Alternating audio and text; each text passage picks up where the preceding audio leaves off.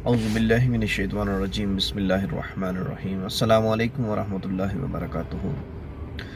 خداوند متعال نے نبی اکرم صلی اللہ علیہ وآلہ وسلم کو 9 ایسی خصوصیات عطا فرمائی جو کسی اور نبی یا وہ خصوصیات عطا نہیں فرمائی۔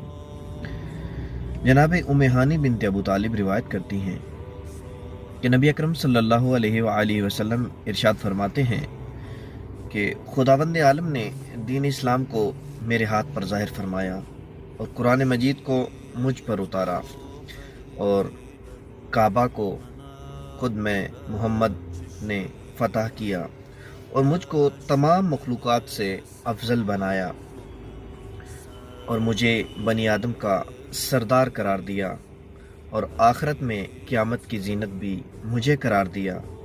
جب تک میں نہ جاؤں تمام انبیاء پر جنت حرام رہے گی، یعنی پہلے جنت میں داخل ہوں گا، اس کے بعد دوسرے انبیاء داخل ہوں گے، اور جب تک میری امت جنت میں نہیں جائے گی دوسری امتوں پر جنت حرام رہے گی۔